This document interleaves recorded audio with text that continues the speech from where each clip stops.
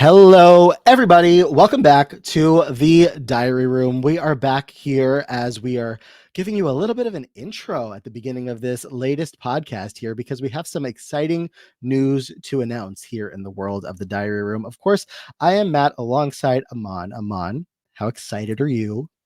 Very, very excited. This is like my first time doing something like this. So, I'm sort of like along for the ride and learning all the ins and outs of it. But it is still very, very exciting. And hopefully you guys will be as excited as we are.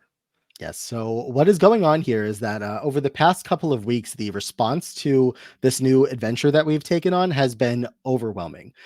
We have not expected at all the amount of people that have been interested in what the project that we are undertaking is. The episodes have gotten such good feedback, and truly, from like the bottom of our hearts, like we can't thank you enough for that because it is so encouraging. This was just like, oh, this is going to be hopefully something fun that all of us that we enjoy, that our guests enjoy coming on, and the fact that so many people have been giving again such positive feedback has been so nice to see. And the reviews have been nice, the comments on YouTube, everybody's been so nice, and it's so lovely. So with that all said, something that people have been asking for is do more, do 2 episodes a week, do 5 episodes a week, which we would like to. In a dream world where we were just, free to record all day long, we would love to.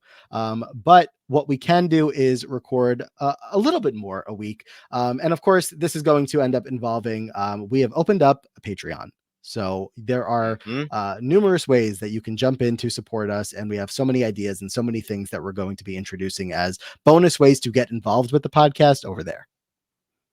Yeah, a little bit of we won't dive too deep into some of the things that we're thinking about, but we're definitely excited to sort of like quench a lot of your thirst for more diary room content, getting things a little sooner, getting a little inside scoop, some behind the scenes stuff, just to really show our appreciation and show that we're just as excited as you guys are. Like, again, whenever that wheel is spinning, it's like spinning for the first time for me. So I'm really excited to be able to record more.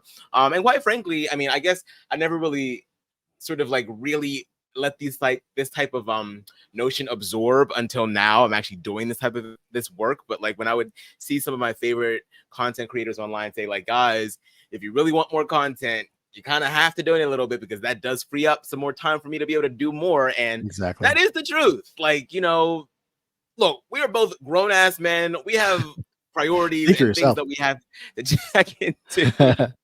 So sometimes it does get a little hard to sit down and gab for as long as we would like to, but more of that time can be allotted if you guys are very, very interested in participating in joining the Patreon. So we're really excited to offer you some more content and quench that thirst, as I said. Yeah. And different ways to get involved. The highlights of what's to come on Patreon. We'll let you go, check out the website for yourself and see if it's something that you're interested in. The URL is patreon.com/the diary room, just spelled out just like that. Patreon.com/the diary room.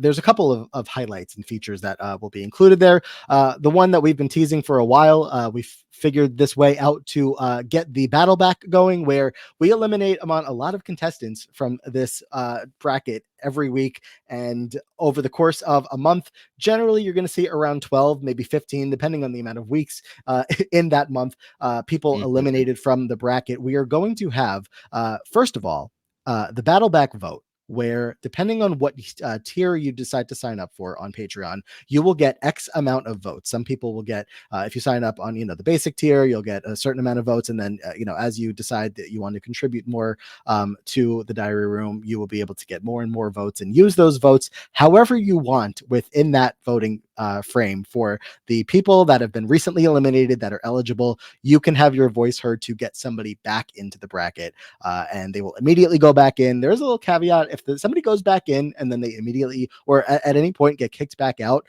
they're going to then be ineligible to get voted for again, because we're not going to get in the business of a full-on revolving door. But the voting to get people back in for these battle backs is going to be fun. Yeah, very, very fun. I know that there is like a lot of contention with some of these matchups. I mean, even me, I'll be voting. Okay. So I know that everyone sort of like wants to be able to have a say. And we want you guys to be able to have a say. This is really supposed to be a very collaborative experience for everyone that is listening, not just me and Matt and then the people that we have coming on the show. We want you guys to have a voice. We want for there to be large amounts of discourse, because at the end of the day, we really want to determine the best player ever, whatever that ends up meaning. We want for there to be multiple inputs and multiple voices that are helping us parse this down. So what better way than to allow you guys some opportunity and agency to vote somebody that you thought that we robbed. Okay, like vote them back Mhm. in, see what happens. You never know, they might go the distance. Some of them are not going to, but still vote them back in. Yeah, It I could be a think good time. the range that I think we have set up is you'll be able to have anywhere from 5 to I think 25 votes per time that there is a battle back competition. Which again, once a month there will be one of those that you'll be able to participate in. So besides that, we're going to have the Patreon has a new group chat feature that's been a lot of cool, a lot of fun, pretty cool. I've used it on. We've had it going for free agents. I've been in on some for other podcasts that I support.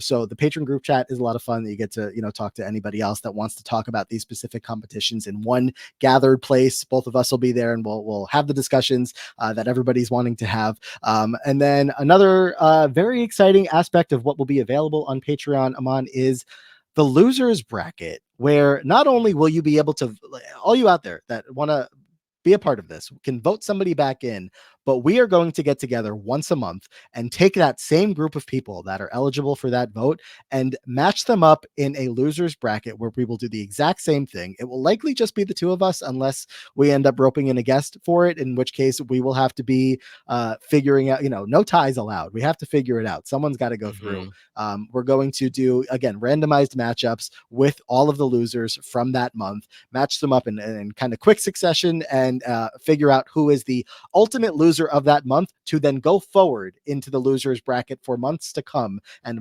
eventually, once the first round is done, we will have an ultimate loser of round one. So, you have your winners, you have your losers. We're going to figure out who is maybe the worst Big Brother player of all time. And we'll do that where these players will not be able to obtain access to that because it will be over on Patreon. Yeah. So I mean, look, if you are a loser, Big Brother player, you want to know just how bad you are. Come join us. Throw us a couple coins, okay? And But yeah, yes, we are millennials, okay? There are for consolation prizes for everything. So it's not always about winning. Sometimes it is exactly. about losing too. Okay. Yes. So as Aman says, all the time, we want to be nice at the end of the day. We're not trying to be malicious out here, but we are looking to determine like who just made a mess in that house, and one that they would never be able to clean up in a million timelines. So we've got the votes, we've got the bracket, we've got the group chat. Two more things. One is that we are going to allow patrons, I believe at our highest tier probably, to know who's coming up next on the podcast. We're going to do some guest announcements over there. We have so many good guests booked, so many people that we're so excited for that are coming on soon. So we're going to leave all of the announcements in that one place for those who are supporting us the most, and we really, really appreciate it. And the final thing is just early access to these episodes. Tuesdays sometimes not enough for everybody, so if you check it out on Tuesday, whatever you check it out, as soon as we're going to release one episode a week in the feed before it would go out on Tuesday. I don't know if it's going to end up being Friday or Saturday or what, but you will get early access to the episodes before they make their way to YouTube. So you will be amongst the first to know the latest people eliminated and everything going on the main feed. So a lot of stuff happening. Yes. And don't let that stop you from continuing to engage with the rest of our viewers and fans of the show and fans of Big Brother in general. Even if you do get that early access, still, comment on the video once it's released. Let us know how you're feeling. Let us, we want to encourage as much conversation and discourse as possible in a respectful way, of course. So yeah, any type of support that you can show us, we'd really appreciate it. And look, if this is a little successful, who's to say we can probably end up doing more? Okay, I know that I can talk about Big Brother for a long time. I know that Matt can definitely talk about Big Brother for a very long time. So the content is endless. Okay, there's all sorts of things that we can talk about. So yes, we're putting this out now to see how things go, and really excited about it. And we hope you guys are too. Yeah, so if this sounds like something that's interesting to you, again, please do check it out, patreon.com/the diary room. We're going to have a lot of fun over there. I've been in so many Patreon communities that, it really is about the community and getting everybody together that is like interested in the topic at hand or the podcast at hand, the community at hand. And then, all the bonus content that goes along with it that we get to create with this additional platform is going to be a lot of fun. So that's enough on that. You guys get the idea. If you have any questions, you know where to find us and ask us any of those questions, but go check it out there. As of this episode right now, you can go sign up. You can be in, amongst the first people joining us over for the fun. And of course, along with signing up is just continuing to show us support, in a different way, but just all the support means so much. So thank you guys for that. But for now, Amon, anything else? Or we'll turn it over to the episode. Yeah, let's get into this latest episode. It's a good one. Really excited. Quite, matchups. The matchups be matching, okay? We have not really had a dud of an episode yet. Knock on motherfucking wood. Because we know they're coming. We know some of... No, this is wood. This is wood, honey. This is sounded a little metally. So yeah, we know some of them are coming. So we're just riding this shit till the wheels fall off, okay? So we hope you guys enjoy. There we go. Welcome back, everybody, to the Diary Room. Back for another week, back for 6 more players, 3 more matchups, and possibly 3 more heartbreakers as we send 3 more players out of this bracket, out in round 1, with still a chance to get back in at some point, but more on that another time. Of course, I am Matt alongside Amon. Amon, how's it going?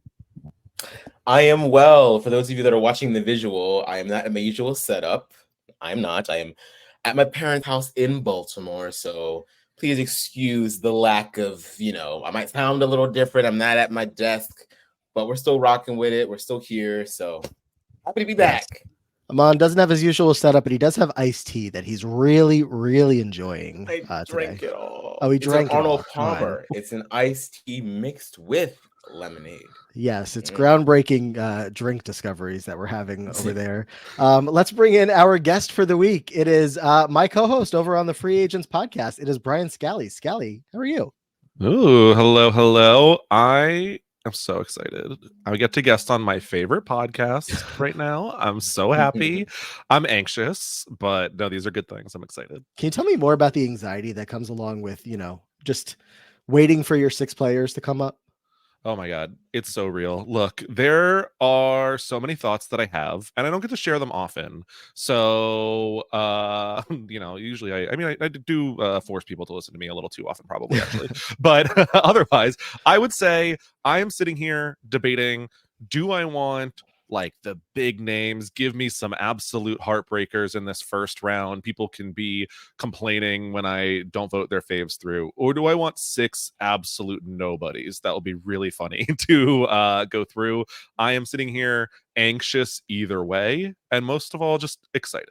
Yeah, I popped into Amon. I popped into Corey Wertenberger's Twitch stream a day or 2 ago, and somebody mentioned the Diary Room, and he was like, "Yeah, through a couple of episodes, they've had so many big names so far," and that's something that we've been talking about. It's like, are we blowing through the big names too fast, or are there just more big names than we think there are? And every time they come up, I'm like, wait, no, not yet, but I don't know. Maybe we're okay.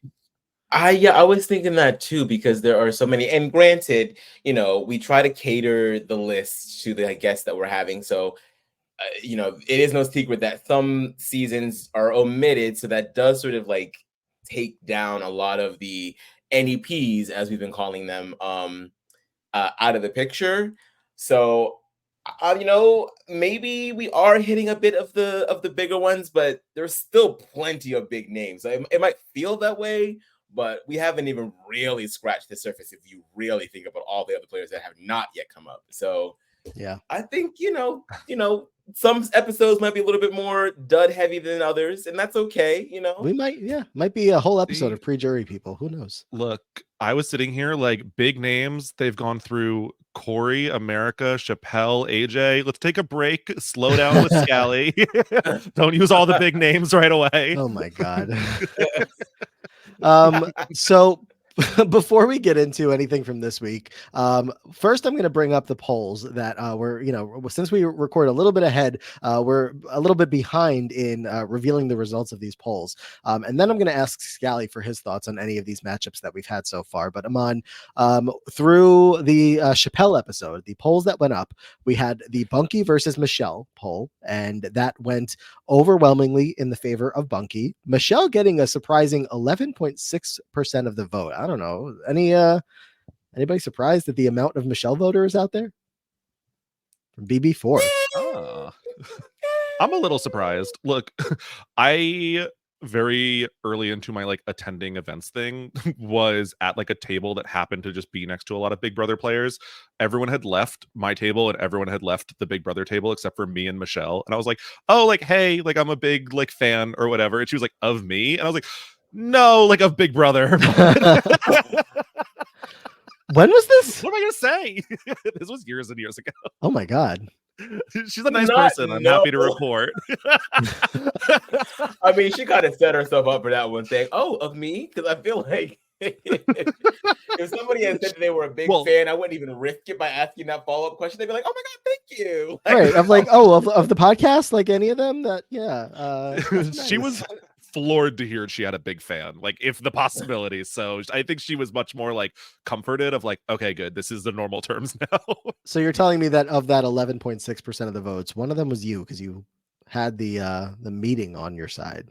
Look, I am a big Brother fan, big Michelle fan. So no, I was not part of the 11. That's so wild that Bunky has Chappelle's met Bunky and you've met Michelle. So we have both sides of that matchup represented.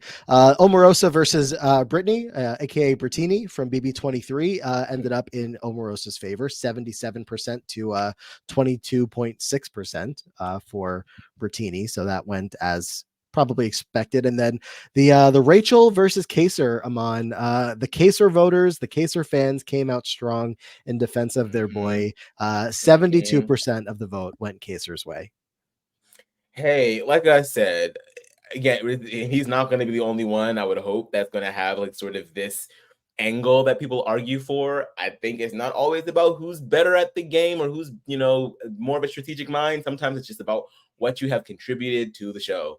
So, hey, I tried, y'all. I tried. I would not be surprised. It looks like by the looks of it, he's probably going to end up in a battle back. So he's probably going to end up right back up the bracket again.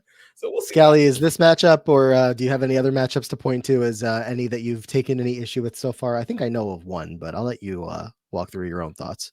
I'm gonna say first, like I'm a big Kaser boy. Me and my friend got in trouble because at their pool party, their parents were very much a Cappy household, and me and her snuck inside away from the pool party continuously vote for Kaser over and over as children. So love Kaser. Rachel deserved the win here. Like, let's be honest. And for me, that is indicative not only in Kaser, but in at least one other matchup here, where if someone shows you over and over and over that they are not going to do well at this game, I'm going to believe them. And that also goes for me with one Danielle Donato Briones. I think I would have put Haley through for the potential aspect, but hey, look, I think Haley also may be prime for a comeback. But some people are just going to continuously, try to get Kaser out of the house too. And I choose to not believe them. So, which came first, the chicken or the egg? Okay. There you go. Yeah, that was one of the first reactions that I heard to a matchup was a couple days after that episode went up. Scally said, "I don't think you got that one wrong." I'm like, "Oh, great!" Already getting told that we got one wrong by somebody that we know and respect the opinion of, alongside probably a lot of other people that voted that way in the poll. So, hey, we welcome the controversy. I'm here for it. What are you gonna do? But any other matchups that stand out that we?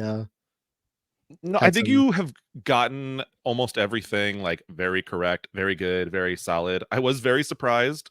Not like very surprised because Gen City comes with name recognition, but I was like, you're matching up Suzanne, who was like maybe the third best person on the cast, versus Jen, who's like potentially one of the worst. Like, I don't know a world in which she really comes back and does super well or wins a lot of seasons out of 100 or whatever the measure is. So it's been fun. Everything's been fun. Yeah, I got a nice text from Chappelle today telling me how robbed Gen City was, and then proceeding to tell me how robbed everybody else that lost in that matchup was. I don't know how all three of them got robbed in 1 week, but that's what he's standing by. So Claiming that Ashlea was robbed against Tyshawn. he goes, oh, okay, Yeah, fine, people maybe on not the Ashlea, but everybody else. Throw away people the text definitely were message. leaving comments saying that Ashley was robbed. I was like, oh wow, I did not know that Ashley had a little gang out here. Okay. Fuck that. Battle back vote. We're going to see some votes on her, and whether it's ironic or not could put her right back in the mix, but we'll see. Anybody have anything else before we get over to our first spin? Not from me. Are we I'm all nervous fired up again, and as always. ready to go? I'm ready to go.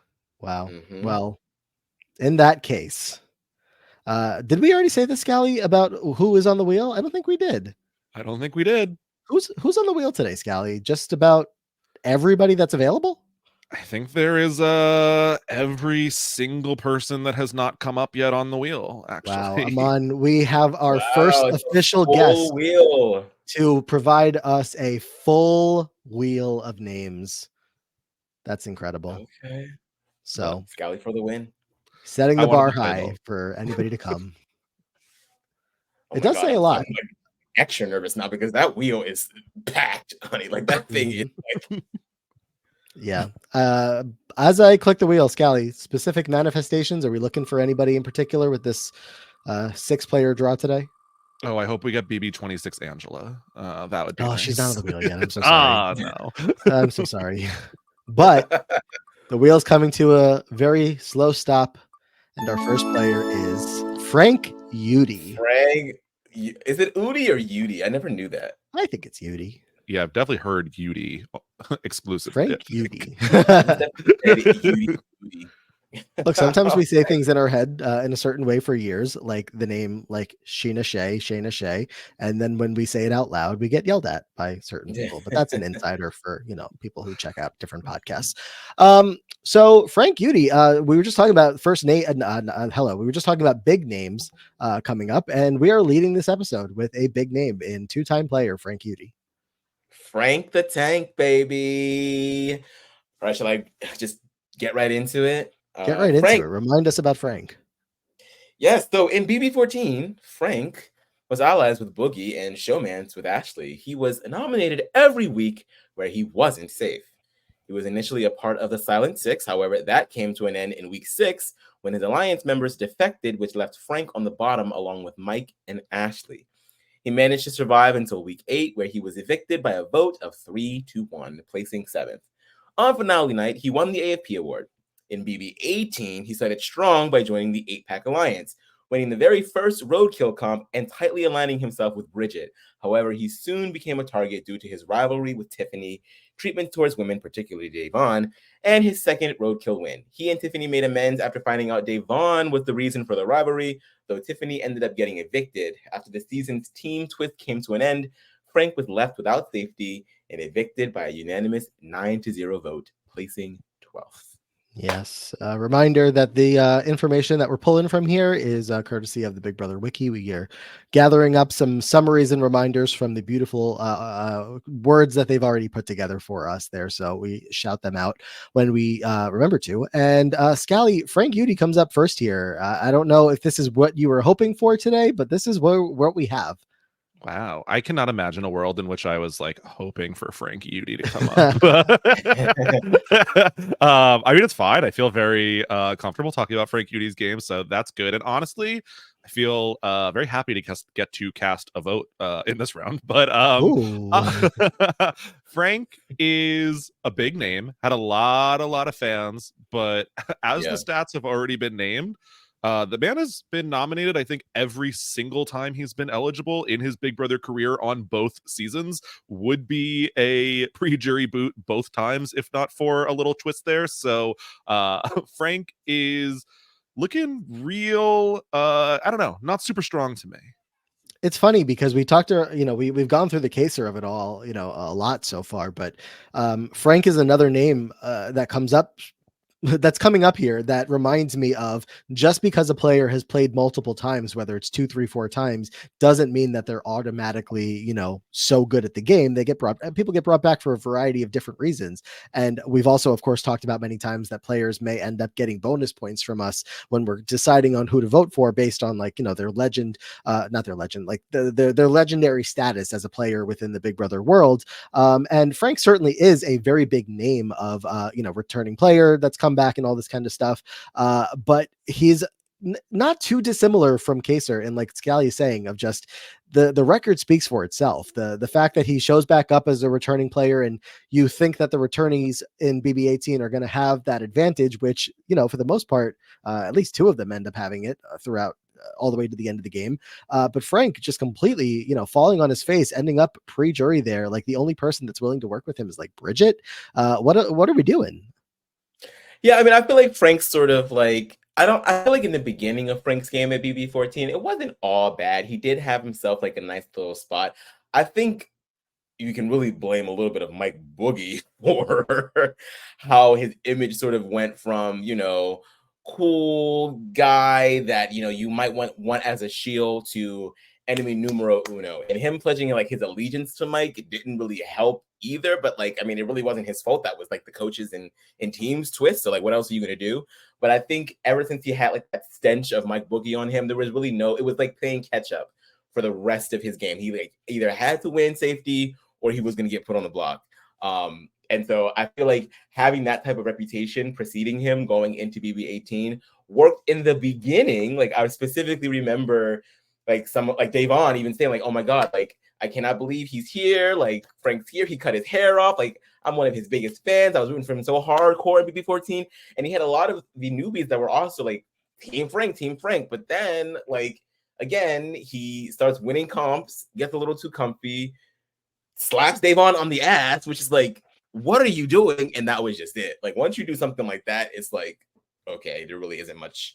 It's not even about the game at that point. It's just like, we need you out of this house because I cannot have you in this house. It's not cool. So yeah, he did not. He kind of squandered his underdog story coming into BB18. He was not an underdog at that point. Like, he immediately forms the 8-pack and then sits high and mighty and then slaps someone on the ass. It's like, okay, well, yeah. Now what? And 14, like you're saying, like, not completely terrible, but not great throughout the season. Of course, like, memorable scenes that come to mind are everything towards the end of his game, him yelling at Ian while he's wearing this carrots, costume, asking himself out loud, why am I getting into a fight in the Big Brother house wearing a carrot costume? And, it just wasn't doing him any favors. I don't know. He just has such a big, like he's the guy who's the like son of a pro wrestler, right? So like, that was his story that was leading to, I guess, his casting, if nothing else. But yeah, I don't know. I feel like people may immediately see him and think that he is somebody that should go through to the next round, but depending on who he's up against, this may not go his way. I mean, he definitely has the initiative, right? And he's obviously a physical threat. Like, so he has that going for him. And like, he sort of like knows how to corral people. He knows how to build an alliance. It's just that it's keeping the alliance. That's the problem. Like, once he has it, like, the people in BB14 defected, and then in BB18, he self-destructed. Like, and yes, some of that has to do with Davon sort of like, finagling between him and Tiffany, but like, it's largely because of his personality. Like, he just doesn't do well when being in power. Yeah, I don't think there's like every week of BB18, had he not, like, his whole team not been immune, I don't think he's going up and out necessarily every one of those weeks, but it just so happens that the stat is every time he has immunity or he's on the block. So I think there is a world where Frank could come into, let's say, like All-Stars 2, find himself pretty securely in that like Cody alliance and do okay on a season, but I just think he's going to mess it up every time. Yeah. I think it's a very interesting story for him, being the person that, comes out of BB14, a season that has the 4 coaches, and then he becomes not a coach himself on another season, but he becomes one of 4 returnees on the next season, like a little bit of like the Survivor Eric Reichenbach of it all, goes from fan to favorite type deal. But then again, when he comes back, it's just like all the other returnees in that season just eat him alive, as well as a lot of the newbies. So yeah, except he kind of went from favorite to who? yeah, I mean, have we heard from Frank Yudy in years? I think I think after BB18, he was like, I'm done with y'all. I'm done with this fandom. I'm done with this show. Like, don't call me again. Delete my number. Matter of fact, I'll change it. Don't even worry about it. Yeah, I definitely don't see him popping up on any kind of podcast or anything like that. I'm sure he's, maybe on Instagram and people have kept up with him, but not me. So I guess we will turn back to the wheel and ready to find out who Frank's opponent is going to be. Who's it gonna be? Who's it gonna This be? is very interesting because, we didn't have the best reviews of Frank's game. So it could be a world where whoever we're about to spin here is going right through, or are they worse than Frank? That's the beauty of the wheel. Oh, I just checked his Instagram. I think he has a newborn right now. Oh, congratulations. Good for him. And the 500 plus names on this wheel are leading us to from Big Brother Canada 10 or 11? 11. Yep. Shanae, what did they call her? Nene? Or Nene. Yeah, Nene. Yeah. So maybe it was because I see her Shania. full name as Shania, and they did not call her that. This is Nene from BB Can 11. She was one of the were they also the Powerpuff Girls, Scally? Or they had no, they were the help, someone help. Yeah, I'm the Girly Pops. blanking on the name. Something The Girly Pops. Was it Girly Pops? No, that's right. Girly Yeah. Pops. Yeah, it's the Girly Pops. Oh my god, that hurt. Trying to get BB Can 11. Watched it, while a lot of other people did not, but it's so hard to find somebody to root for throughout most of that season that even the Girly Pops weren't like the answer for me. But anyway, do you have the notes ready on Nene? Yeah, I do. And let me tell you, there really isn't a lot for Shania. I'm going to tell you that right now. Naeha, during the double eviction, I need to start right there. During the double eviction, Ty used his veto that forced Shania to go on the block. Anika and Ty were voting, and they opted to send Shania out the door, trimming the Girly Pops down to 2. And that is the extent of Shania's game. we can zoom out a little bit, and Scally, we can talk a little BB Can 11, because obviously this was a time when the franchise of Big Brother Canada decides to cut the live feeds and replace it with these digital dailies that go horribly. Yes. This is, I believe, the first BB Can 11 player that we've pulled so far, so the first time it's coming up here. After that, they try it again with BB Can 12, and then they say, well, we're done here. So it was certainly the beginning of the end. And again, for me, this was a cast that wasn't inspiring a lot of rootableness or whatever. But Scally, did you enjoy the season? Do you have strong thoughts or takes about it or about Nene?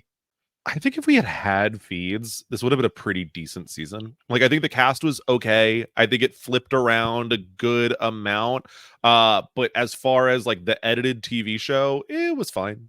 Like, I'm not looking back thinking like, wow, I really need to rewatch Big Brother Canada 11. I think a lot of people were just so bitter about the live feeds going away that we really were not super open-armed for this cast, unfortunately for them. And so I do think that the season as a whole suffered in its reception, but I kind of think that Shania's not one of the worst picks of this cast, to be honest. No, I think my memory of her as a game player, I mean, specifically, Amon, I remember the double eviction when she goes out and the tears that fell out of the eyes of her allies, the amount of crying that went on from the girls who did not want to send her home, but ended up having no other option. Yeah, I mean, she was definitely one of the more social players in the game. Sort of like slid under the radar for like the beginning portion of the season, and whatever we might have seen of her sort of like going around and politicking was lost with the loss of live feeds. But just based off of her placement and, like you said, the reactions of everyone else as they had to vote her up because there was no other option, that would lead me to believe that she was a relatively decent social game player. Didn't really have to win a lot of the competition. She only won one, and she used that to take down one of her allies. So, she had a nice little group. The group lasted, pretty long. And what is it, 6th place that she landed in? That's not bad. So I wish that I wish that we just had like a little bit more substance to talk about with her game, but like again, so much of it is lost to us. So we can really only go off of what we saw from the daily drops or whatever the hell they call those things, and the edited episodes. So she's decent, sort of like middle of the road, I feel like. I do believe, and I think I just confirmed by a quick peek in on the Instagram, that she is still currently dating one Dan Zabo from that season, the jury boot, I want to say he was. Yes. Yeah, like the first member of the jury on that season, who was a very handsome man, some might say. And they're a very good looking couple. And again, it seems like they're still together. It's only been a year, but good on them. Yeah. I would venture to say she's one of the better people on this cast, and like I think she's above replacement level, frankly, for me. I think a lot of people were looking at Nene as someone who could end up winning this season, mostly was evicted because people on the cast, specifically Ty, recognized that she had good relationships, not only with her own alliance members, but with the other side of the house. And she was what was standing in between him and the money. I think that in a world where Ty decided to walk with Zach, or Ty didn't win every single competition of the season, I think Nene could have done a little bit better than 6th even. Yeah, because you're looking at you're looking at her core alliance, which was her, Claudia, and Renee. Renee was a firecracker in there, probably the weakest game player of the three, at least in my books. Claudia ends up linking up with Ty, in a showman sense, and also like, with the comp wins a little bit, I think, towards the end. So, strong in her own sense there. But I mean, if we ended up going down to it with somehow, those two or some combination, if the three of them made it to the final four and two of them make it to the end in a different world, again, like you said, if Ty's not there at that point, I think she absolutely had the social connections that she could have gotten the votes, and the resentment might have been there towards Claudia for having such a connection to Ty throughout the game, and almost making it harder on the other two girls in that group to succeed because she was so closely tied with him. I mean, again, we said maybe if Ty wasn't there, so you're considering that as well. But I don't know. I feel like the hope was there. I don't think even if there was an All-Stars, she's ever necessarily getting a call to come back unless we just kind of have a super random pick on the roster there. But for the first time around, she didn't do half bad. So no. And the only time, like, she's nominated one time, and that's only because she was the last available option. Like, her best friend was literally HOH. Like, she should not have gone up there in like almost any scenario. So it just the cards fell where they may, and that is what it is for Nene. Yeah, I'm pulling it up now to see what was the scenario, if anybody remembers, before I get to the page. Why Claudia was, because final 6 isn't usually the opportunity that you can force somebody on the block. So yeah, I'm Claudia trying to figure out why Daniel was safe. Well, she was Claudia with HOH, nominated Daniel and Anika. Ty wins the veto, takes down Ty won Anika. The veto and takes down Anika, so there's no other option. She has to go up. Well, that doesn't make sense. Oh yeah, because Ty is safe because he won the veto, so he can't be nominated. So it was either, but Renee was an option. Yeah. So it wasn't forcing her on the block; it was just forcing Claudia to pick one of her two girls. And I remember that. I remember that week now. Yep. Nene is the stronger player of the two, ends up on the block. Probably a little bit of influence from Ty as well. Like Scally was saying, he identified her as a threat. So that is Nene from BB Can 11. And I don't know. I don't want to put the cart before the horse there, but didn't hear a lot of negativity there and heard a lot of negativity earlier about Frank. Scally, you were so excited to cast a vote in this round. I wonder where you might go with that. All right. I enthusiastically cast a vote to evict Frank Yudy for Shanae. Why haven't we been saying things like that? You should be casting your vote to evict. That's incredible. Yeah, I'm evicting Frank Yudy. Let's keep Nene around to round 2.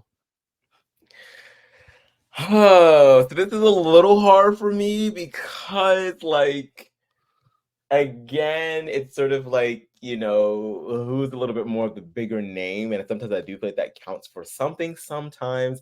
I don't know if that necessarily counts this time. I do feel like Shania probably does well in most seasons. Like, again, like, she only ended up on the block because her friend was convinced that at the end it's probably, hey, you have 2 options. You're gonna have to send somebody from your alliance home. Do you want to send the weaker one home, or do you still want to send the stronger one home? Like, we're at the final 6. Do you want to go to final 5 with a shot to win at final 3? Like, come on.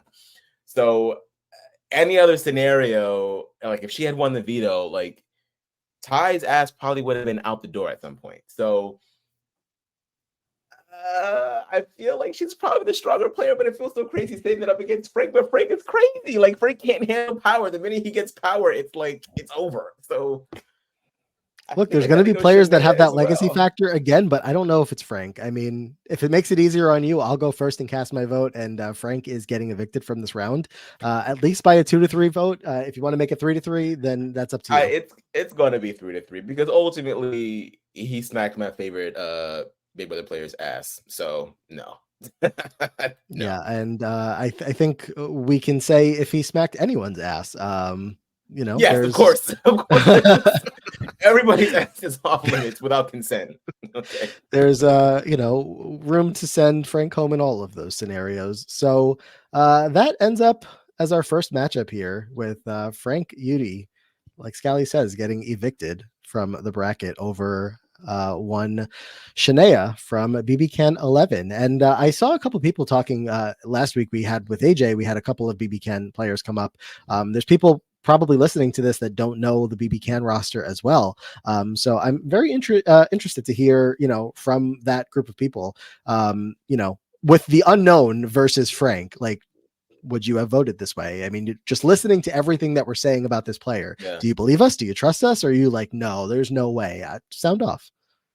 And if you guys start watching certain seasons because of the podcast, let us know. Like, because we're all at different sections of our, Big Brother journey. We start at different places. So if we've inspired you to check out some of these older or newer seasons that you haven't seen so far, let us know. Yeah, and then let Paramount know so they can run us a check. But anyway, Scally, let's get the third name of this episode here. Let's see. Got a BBUS, BB Can.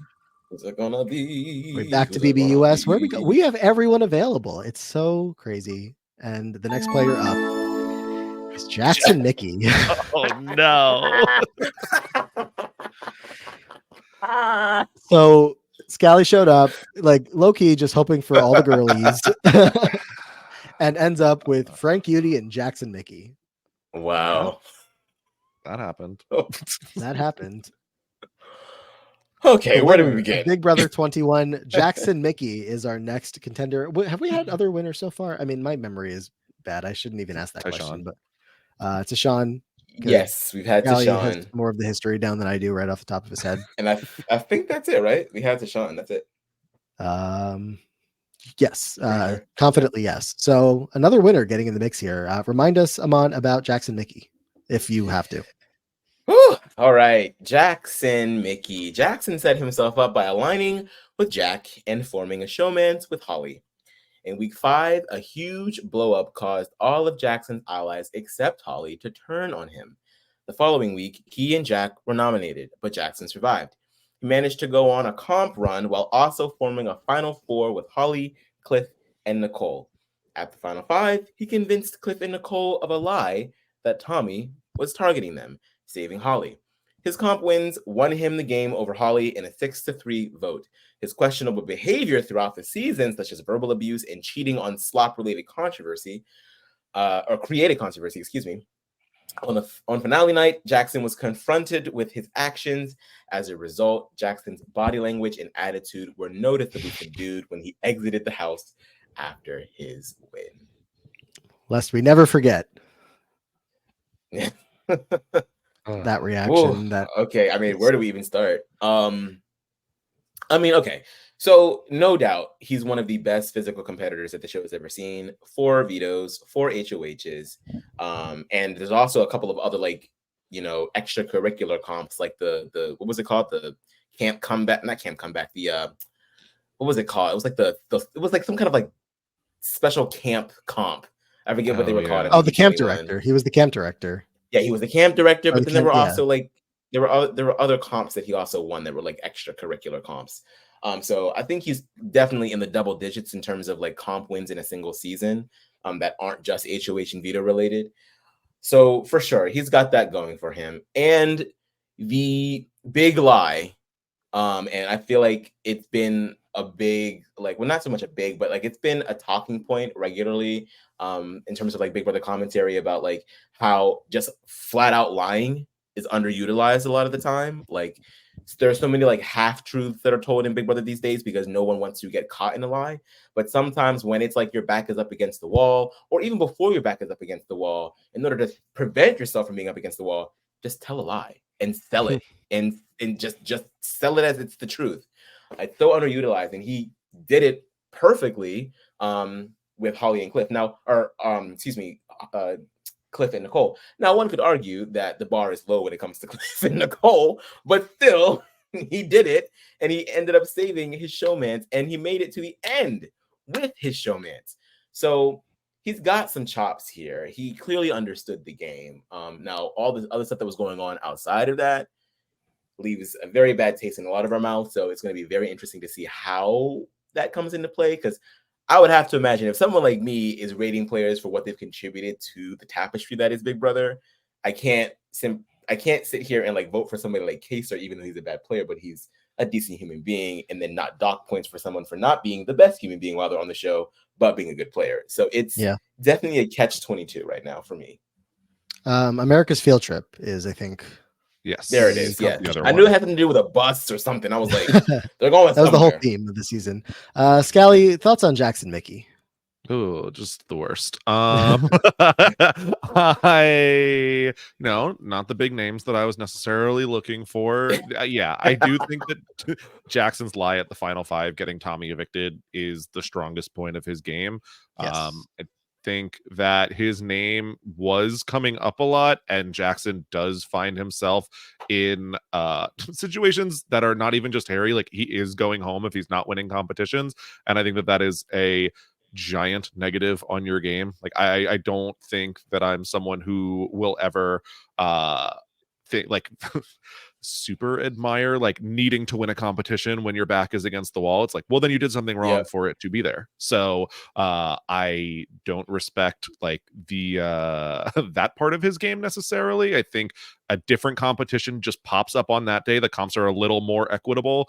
It's a reindeer game, and Jackson goes home in like 11th place. So I am not the biggest Jackson fan in many ways, but he's not a terrible player either, unfortunately.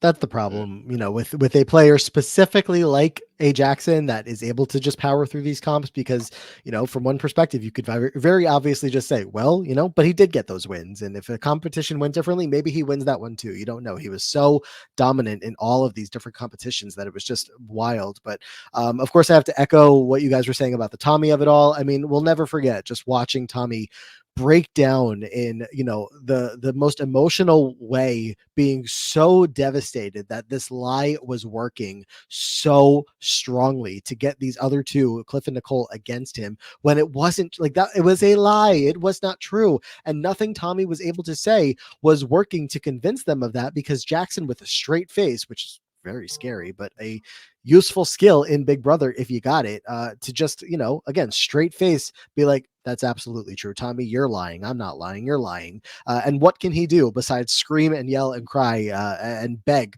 for them to believe him over, believe Tommy over Mickey? So we'll never forget that specific part of the season. I would like to forget other parts of that season, but don't think that I will be able to do that quite yet. But yeah, he is an effective player in a lot of senses, even if he is a very unlikable player, a very unlikable person. But the thing, because we all see like what we all have our opinions about like how he behaved in the season.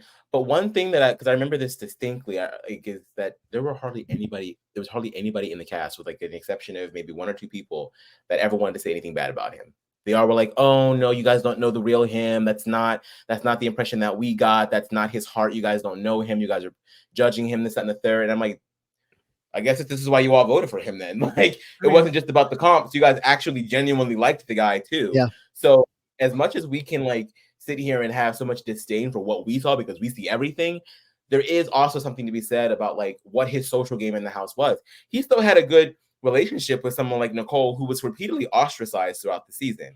But he's like over there like having a prank war with her, like throwing cake on her, she's throwing cake on him.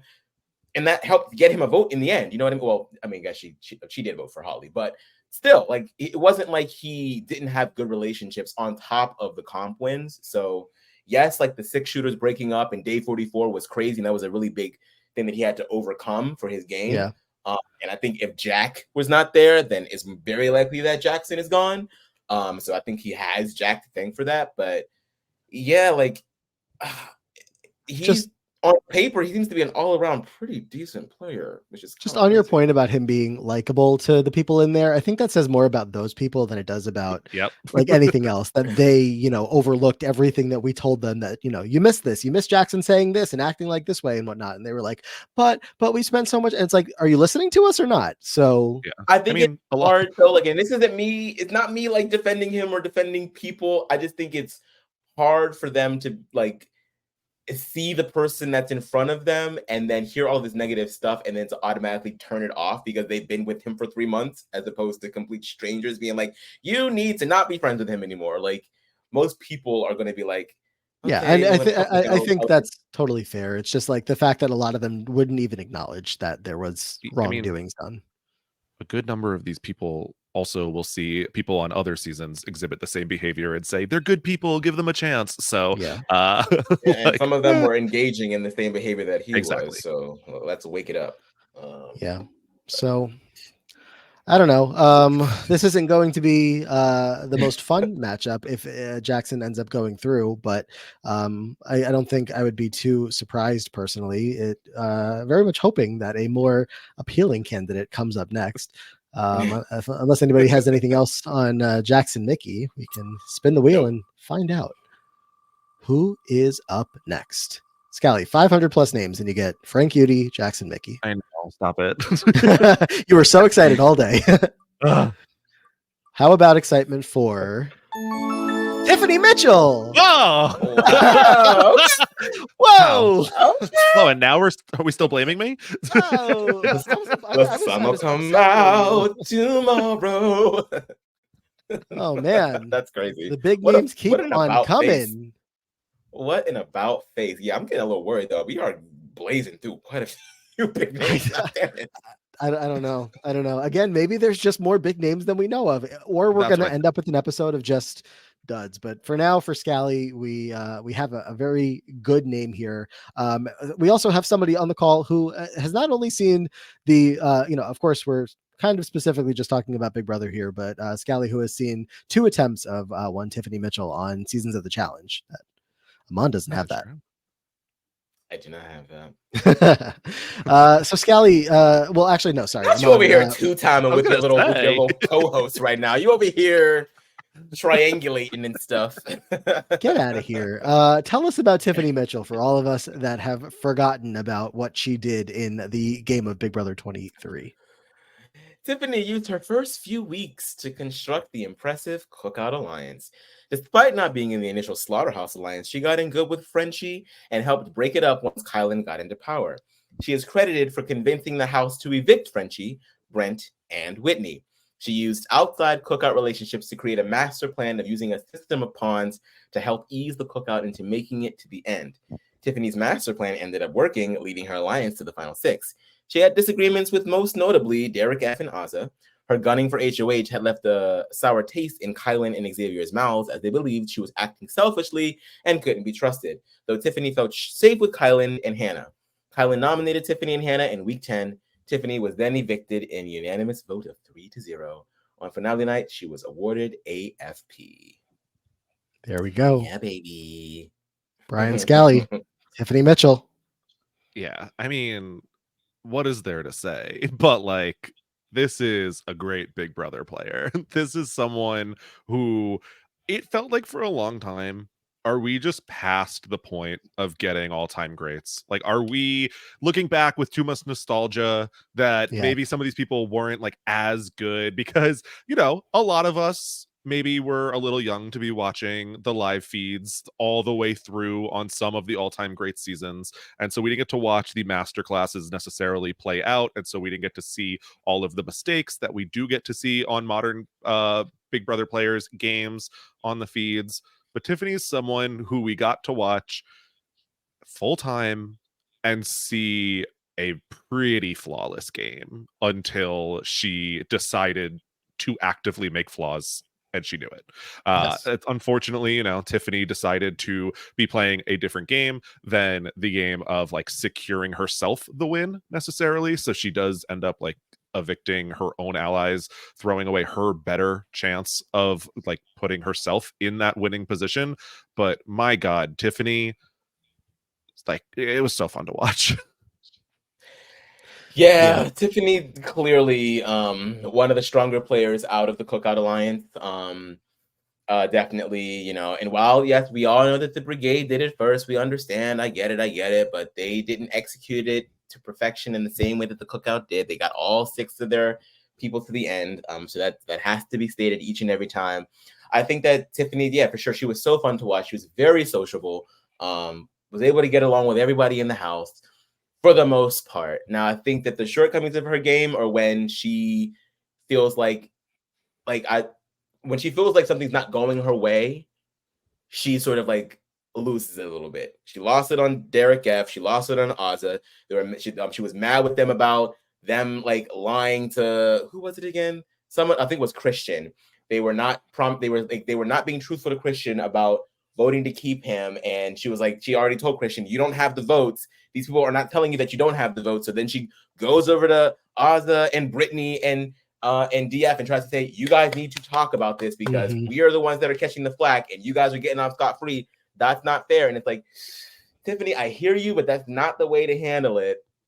And then trying to separate Brittany from DF and Ozzy, it's like, if y'all are all supposed to be together, there was no reason for you to try to get DF and Ozzy out of the way. Like, that's just going to create such a rift in the end, which is ultimately big reasons why, as she ended up being the first Cookout member to get the axe. So I do think that, yes, very strong player, but I do think that like it's sort of like a double-edged sword. Like the very reason that she was able to get to the end is also the same reason as to why she was cut first. It's like she relied so heavily on the Cookout and like their mission to want to complete and get to the final 6. But at the same time, you relied so heavy on them not evicting you in the beginning, but when it's time to evict you, it's time. So I just feel like she had to like sort of temper herself a lot more and also manage her threat level. And you didn't need to win that HOH. The plan was always to get rid of Claire because she's not in the Cookout. You didn't need to win that HOH, but you wanted to because you tried to get rid of Alyssa first because you wanted to keep Claire in your back pocket just in case she won. That meant that, oh, somebody else in the Cookout would go, not me. And Xavier saw that, and that's not good. So, yeah, she tried it, and it didn't work. I was joking about the challenge appearances because obviously, again, it's a different show. You know, you really can't look at that as to, you know, what makes Tiffany as good as she is remembered for. You know, she ends up going on a show that she is pretty outmatched from a physical perspective. Like, not to say by any means that she wasn't in good enough shape to compete on the show, but she's competing against like younger people, athletes on that show that are, you know, training season after season to go on shows like that and do well. So when she ends up getting into a couple of eliminations and, you know, getting sent home, obviously in both seasons that she competes on, doesn't the second season she goes a little bit farther, but still, you know, same result. But still throughout those seasons, and especially of course on the first season, just everything that you see from Tiffany as far as strategic maneuvering and social game goes in this house, in those games, she has it on lock. She knows what she's doing. You know, if she were to ever come back, you know, a target on her back would be so massive that I don't know how she overcomes that. But if anybody could, I would have, more faith in her than your average legend coming back into the game.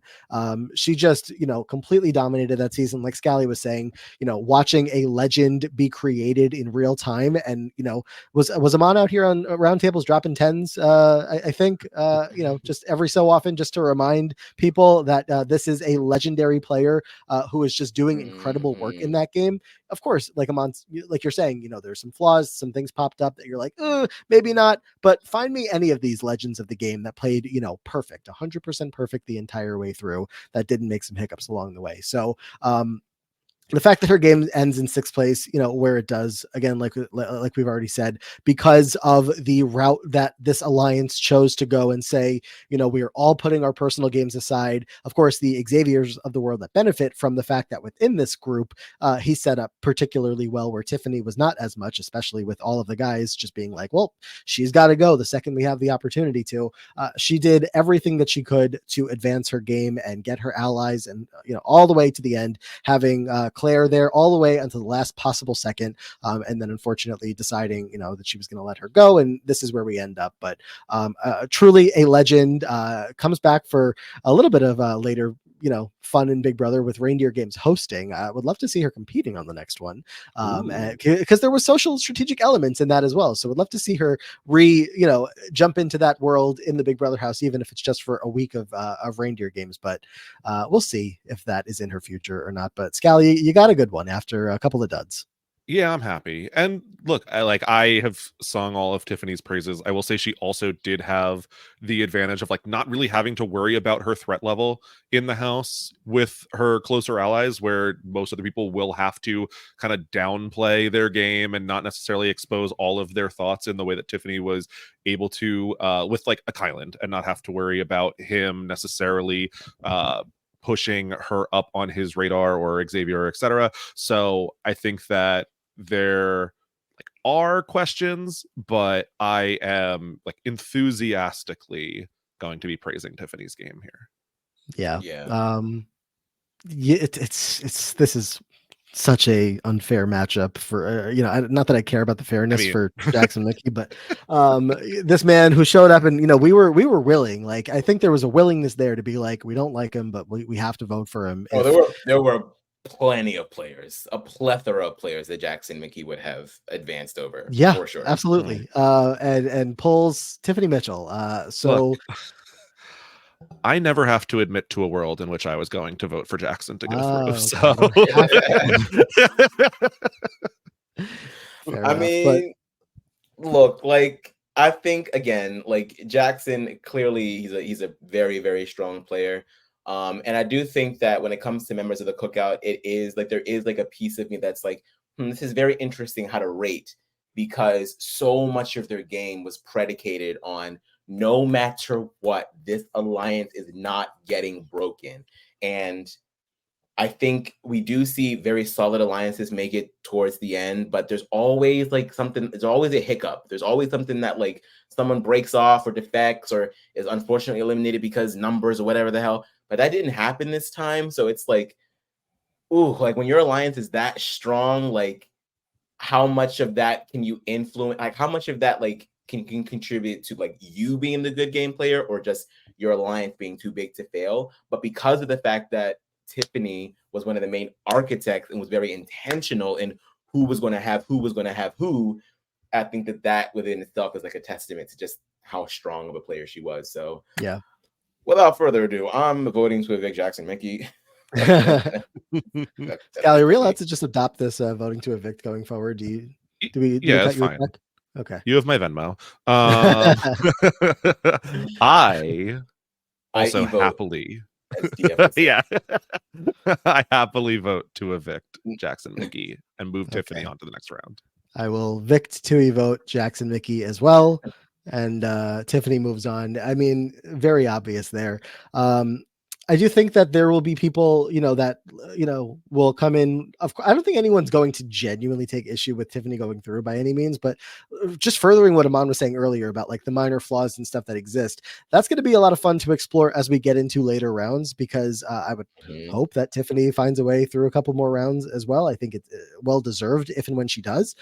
So to get into that later when we're, talking about genuinely stronger players that will possibly be in, towards that later stage of the game, should be interesting. Yeah. So very, very, very interesting.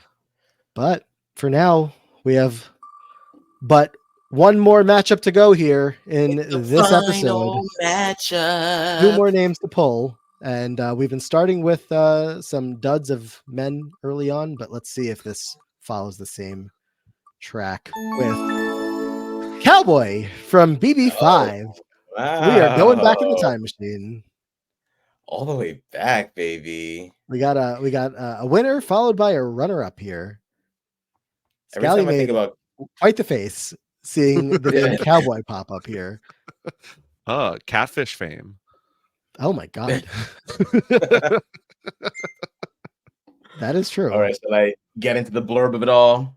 Yes, please remind us about our Big Brother 5 runner-up and BB7 not voted in house guest. All right, Cowboy. He was involved in the Project DNA twist where he learned he was competing with his half-sister, Nokomis, whom he decided to evict at the Final Four. He received 3 of the 7 jury votes, losing to his long-standing ally, Drew. Michael was one of the candidates eligible to be voted into Big Brother All-Stars. He, however, was not chosen to re-enter the game. Later, he appeared in BB11 as the candidate for the Offbeat Clique. Once again, Michael did not re-enter the game. Damn, not 2 times trying to come back and lost. Oh my god, I forgot about that. I was gonna bring it up. Oh, this man. And you lost them both. So what? Scally, are we a BB5 boy? I kind of did like BB5 back in the day. I need to give it a good rewatch, but I remember, like, again, being at one of my friends' houses and watching Big Brother 5. They were a big Drew guy. I was kind of a Jace guy as a kid. So, but more of a Holly Meowie boy, if anything. Well, of course. As all are and should be. But Twitch.tv/bscally for the Holly emote. Yes, exactly. So, but Cowboy was definitely always like present, not necessarily where my eye was for the entire game, but I never lost track of him either. Yeah. The story of Cowboy, of course, starts off with the whole situation with Nokomis coming in, and this Project DNA, right, is the name of the twist that season. And it's what a wild story that develops in that house as these two recognize, sharing stories about their dad and talking, just getting to know each other in such a strange social experiment that's like, would they ever consider doing something like this again on the show? And like no, right? Yeah, I don't think so. No shot. Like this is such real life, and in a world where, I mean, obviously, a couple seasons later we have a daughter and her estranged father on the show together, and like they are really exploring these family dynamics. And sure, we have a twin twist early on, and then again a couple of years later, but like to go this route again in modern times, where like there could have back then and still today have been much more explored about family dynamics that are their business and not necessarily ours, that airing on today's live feeds, that's why there's no flashback anymore, or maybe other reasons. But I don't know, as far as like gameplay goes, nothing really strikes me as like the most memorable.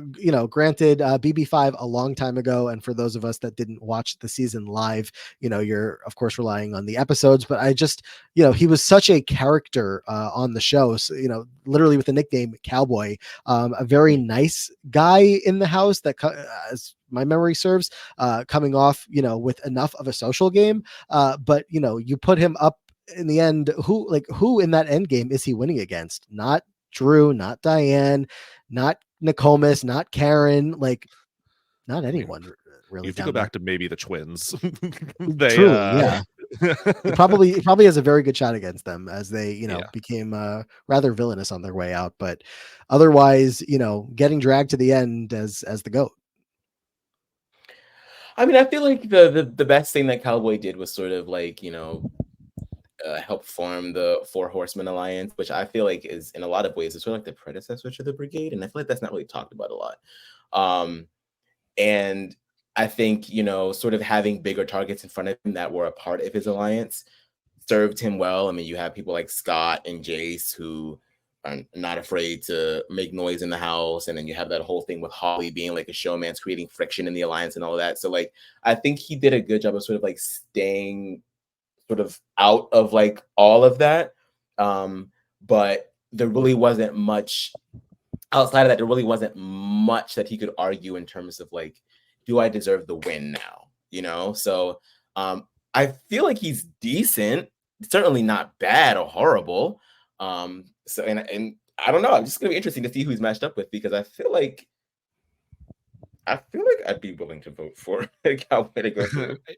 Yeah, it really depends. I mean, the thing is, he's one vote away from winning against Drew, who is not like a phenomenal player. He's not the best player on the season, but it's the 3 votes come from the other members of the Project DNA twist in Nokomis and the twins. So interesting there, but I don't know. He is fine, ends up on the block a whole bunch, never HOH, but not I truly can't even believe that they tried to bring him back not once but twice.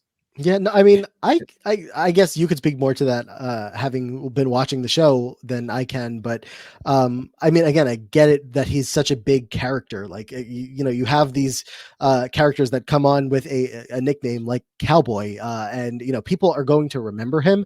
And if anything, like I don't know if he was acting weird on the live feeds, I would never know. But seems like a likable, rootable enough character for the audience at home to be like, oh, Cowboy, like would love to see him back.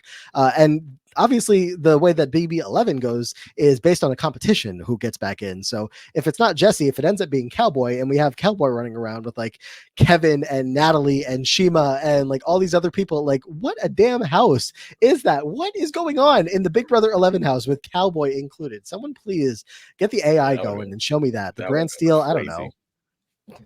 Has the Brand Steel ever been run with BB11's cast, but just with Jessica or Brian Hart or Cowboy instead of, I almost said Russell, Jesse? Sounds like an extra episode we might need to record.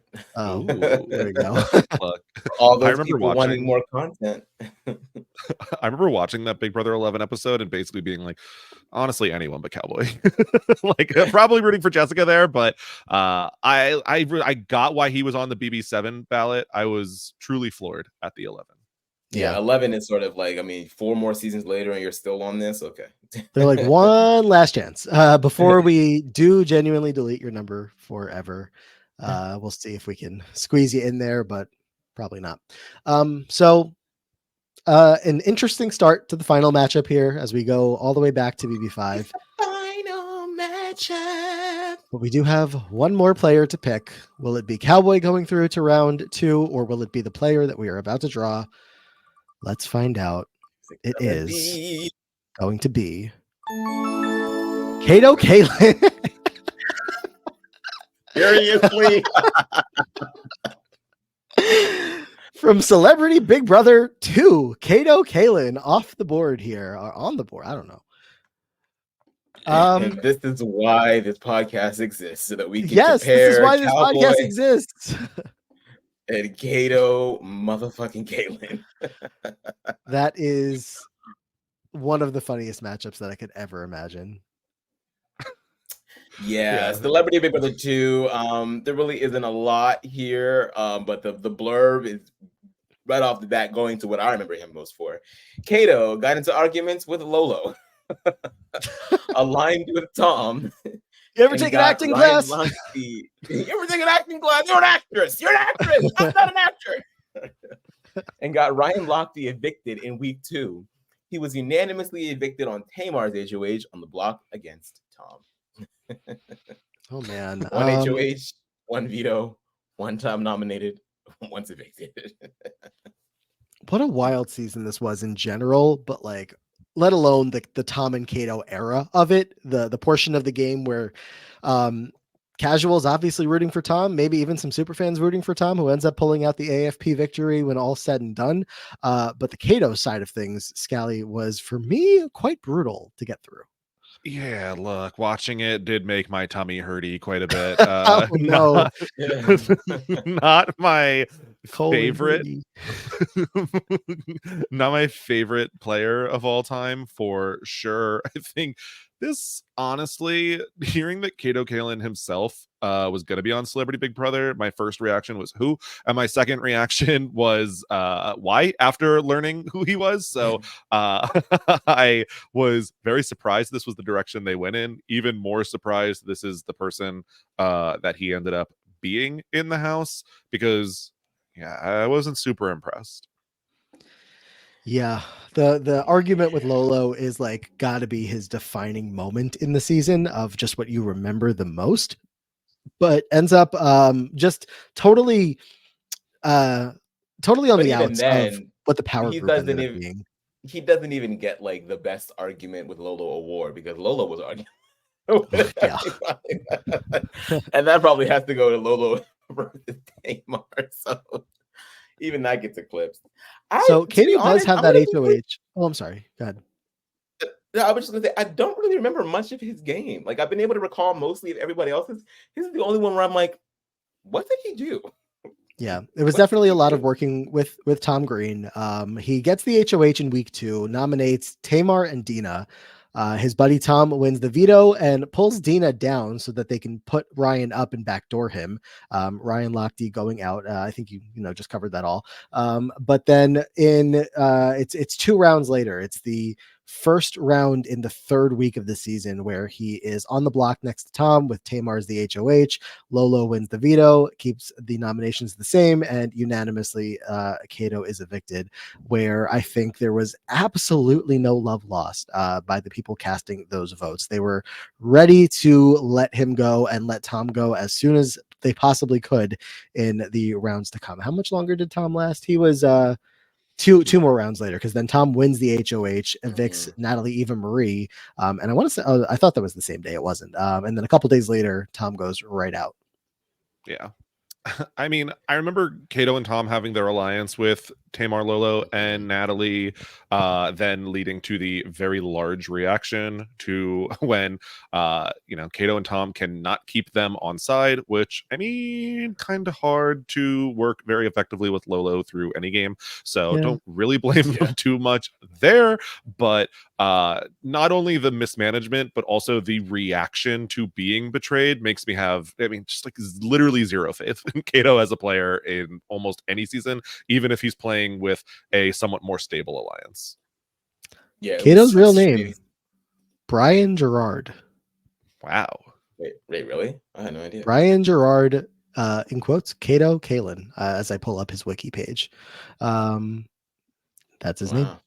But he is Kato Kalin. I'm with you, Scally. I did not know who this man was. I don't know who a lot of people are when it comes to the celebrity world, but I certainly did not have Kato Kalin in my book before this appearance. So who did? yeah. I mean, a couple people like remembered the name, but I think they were kind of exposing their age there when they had that happen to them. So I love in Kato's bio, it's which Big Brother player are you the most like? And he says Chuck Liddell, who was the first boot of the first season. So like, okay, Kato, I think you were really like prophesizing things. I think that answers our question. I don't know if that answers any question for me, because just like thinking through this matchup, I don't know what to do, what to say, how to feel. Do either of you feel strongly about how this vote's going to go for you? Because I'm open to persuasion in like the most that I have been through however many episodes we've recorded so far. I mean, I feel like just by virtue of one of them being a more reactionary player than the other, I think that I'm more willing to vote for Cowboy to go through and to vote for Kato to be evicted. I don't, and granted, Celebrity Big Brother is a little bit different, not only because it's shorter, but also because a lot of the people that are brought into the game don't really know what the hell's going on, and have to sort of like get taught a lot of things. And I felt like Kato really had to learn the game fairly quickly and didn't really understand a lot of the ins and outs initially. Whereas I feel like with the older seasons, they were so much more about casting people that like knew about the show, and the show was like so novel back then that anybody that ended up on the show knew what Big Brother was and knew how it worked. So by virtue of that, I just feel like that makes Cowboy a better player, and the fact that he's a runner-up. So that's sort of where I'm leaning. Are you locked in? I guess I should ask. Let's hear the argument. Scally, do you have an argument I'm otherwise? You're I'm locked locked. in. Yeah. I don't think it's close. Cowboy, I am not looking at as the even like third or fourth or fifth, maybe even strongest player on his season, but I think that it's no contest because it's a larger cast that he's playing against in a more competitive field. And I think Kato is lower than he is even on his own cast, which is less competitive. I think Cowboy could come into, that same 100 seasons and go pretty deep into most of them, find himself in a pretty decent alliance most of the time, and is actively playing at least a little bit. Whereas I think that Kato is going to probably isolate a good number of people personality wise and find himself as an early boot most times. Okay, I hear that. I think where I come in with a little bit of the back and forth is just that I don't necessarily see Cowboy driving, the game in his favor, in his direction 9 out of 10 times, coming in with a game plan, gathering troops. And of course, not everybody has to play like that. There are players that are going to do well by, latching on to that alliance that you're talking about and, kind of just gliding along, ending up in the final two. And all of a sudden you have 3 votes, 1 more and you win. But I do think that in some world where Kato can work on maybe, I don't know, his likability, and I think he has more of that strategic pot, like there's more room for a strategic mind to be in there, even if we didn't see it on full display the first time around, the only time that he'll ever show up on a Big Brother season. I do think that I could see a world where he is able to make more things actively happen for his game, even though it was such a disaster the first time around. So it's like weighing, the two, but of course we can only go off of what we saw. There's plenty of room to speculate about their potential. But what we saw from Kato didn't necessarily indicate that. I'm just kind of like throwing it out there that I could see a world where that happens. But so Scally sounds like he's locked in on Cowboy, not budging. Amon, I think you were pretty much in the same camp, unless anything has changed your mind in the past couple of minutes. No. And I think I'm sticking with my original thought. I think Yeah. All right. Then, doesn't matter, but I'll throw the vote as well onto Cowboy. And he didn't get the vote to get into BB7. He's got the vote to go into round 2 of this competition here. And didn't get the comp win to get to the next season as well, but maybe he'll get some kind of win to get him into round 3 of this, and all will be made up for of everything there. While we're on it, does anybody know off the top of their head who was not voted into BB7? I'm gonna pull it up now. Ooh. But it's something that I was thinking about recently, and just now that we're discussing, we talked about it like 2 episodes ago because it came up. Okay, I have the list here. Okay. I was gonna start guessing. Do you want to? Yeah, no, please guess. It's much more. No. I don't want to keep wasting time. I know it's Cowboy, it's Yvette, it is Lisa, it's Dana. That's where those are the 4 immediately that I know off the top of my head. I think Dana's the one that I immediately forgot was part of this. We have Monica Bailey. I met Dana before the season, and she was Golly, like, "I'll shout you out on the live feeds." My God, I do remember that story. Monica Bailey and Bungie also included in that vote. There we go. So okay, yeah, you gave me a second. Do we want to draft who we wish made it into that cast? I'll take Monica first. You guys can have everybody else. Oh no, Lisa's there too. Lisa. Oh. I'll take Lisa. No, you took Monica. All right, that's fine. I'll take Monica. Look, that's a hard loss, but I'm on. I saw Monica this past week at Oz's premiere party, but she was surrounded by people. I could never get to her. But no. am I not allowed to choose Monica? Because you chose. No, Monica? I took Monica. Who else I is there? You got Bungie, Dana, Cowboy, Yvette. All right, I'll give it to the gays. I'll take it. All right. Well, I guess this can be a snake draft for fairness here. So Dana, Yvette, or Cowboy? Cowboy. Scally. Ooh. I met her. Let's take Dana. I wanted that shout out. I feel like you probably met Yvette at some point too. Who knows? All right. Then those are the teams. I end up with Yvette. And what are we going to do with that draft? Absolutely nothing. But what we will do is something with these rounds, these matchups that we've had today.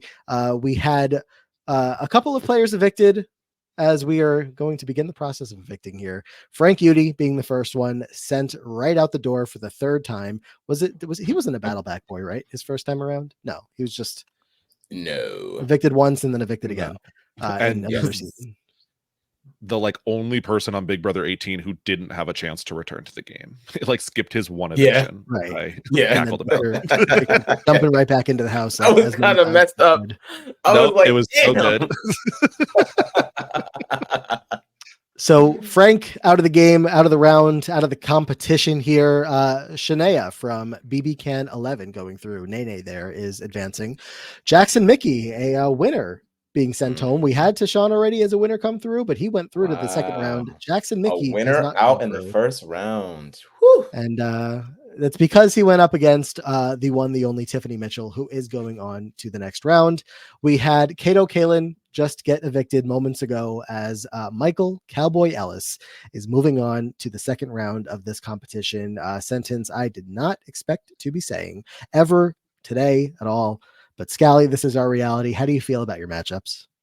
I feel great. Honestly, this was the right mix of mess and icons that I wanted. So I feel great there. I'm very thankful to have gotten the opportunity to come here and talk about all of them and have this fun. But can't wait till the next episode when I get to listen and be surprised all over again. Yes, and you will be back. I think in particular, you will be somebody who we call up when we get towards the end of this round, and we're we only have left people from BB Can 1 and 2 and 3 because nobody's watched those seasons, and it's just Scally on 6 consecutive episodes. That'll be fun. So I can't wait personally. Me either. But that'll be in 2 years from now. So you'll be the same age, but we'll still call you. Thank you, Scally, for joining us today. Oh, thank you so much for having me. I had a ton of fun, and Look forward to 2 years from now. Yeah, well, it'll be sooner. But where can everybody find you online and anything to plug? People can find me on Twitter at Brian_Scally, on Twitch at twitch.tv/bscally, over on the Free Agents podcast with Matt Lagori talking about the Challenge Season 40, a monumental season that is coming up. So I'm very excited for that. And just finished up Love Island USA Season 6, a monumental season for Love Island USA as well. So we still have the reunion coming in August, so make sure to go check out the Hot Dummies on Island's feed for that. Yeah, but you did say it, but the big plug there, it's the summertime Big Brother season is happening. You got to get those tweets. You gotta go follow Scally on Twitter, get those tweets. The tweets are good. The bookmarks are good to use those reactions and videos as you please. We've gotten into the business of watermarking, which is, I didn't say this to you off air, but very smart for you to finally step into.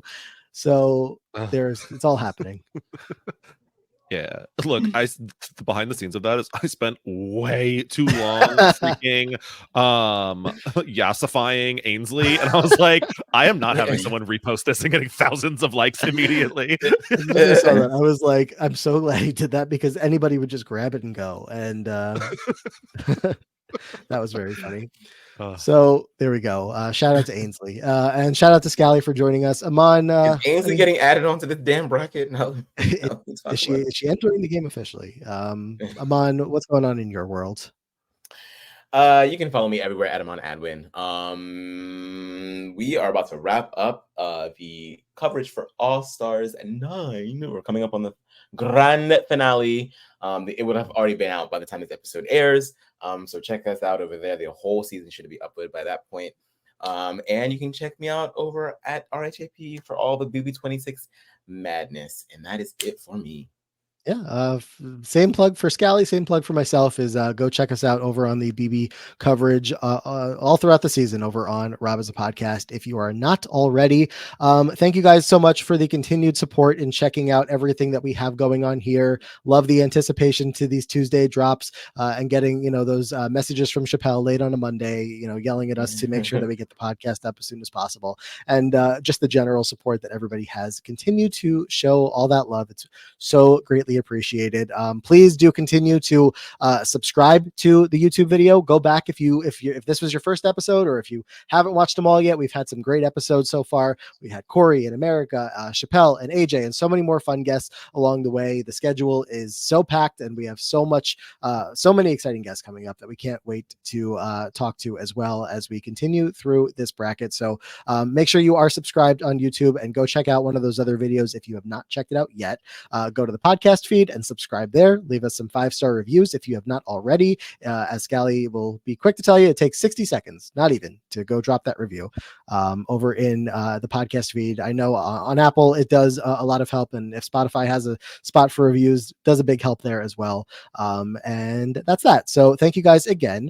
We will be back very soon with another episode. But Aman, let's close us out as you are in your second location there. Yes. Once again, thank you guys so much for supporting us. Subscribe, like, review, do all that stuff. And until next time, please go to the diary room. All right, just popping back in here at the end to once again, just remind you guys, if you are interested at all, check out patreon.com/the diary room for all the bonus content that we have coming your way. We have the losers bracket. We have battle back votes coming in once a month that you'll be able to vote again from upwards of 25 times that you would possibly be able to get voting in there for whoever you think deserves another shot in this bracket. By the way, Aman, I recently talked to Andrew, our friend from Gleek of the Week, originator of a bracket idea. He wants us to call it the Bubba bracket, where over on Glee it's the Glacket. He wants us to call it the Bubba bracket. I mean, yeah, as the benefactor of this podcast, I don't think that that's a hard ask at all. Yes, I think we can manage that. So the losers Bubba bracket will be up over on Patreon, and everything else, again, early access to episodes, upcoming guest announcements, the Patreon group chat, all of that, and many more things as we think of more things. So that's it for now, and yeah, check that out there. Aman, anything else? No, that's it for me. I mean, I would say please go to the diary room again, but I feel like I probably already said it at the end. Sure, please go.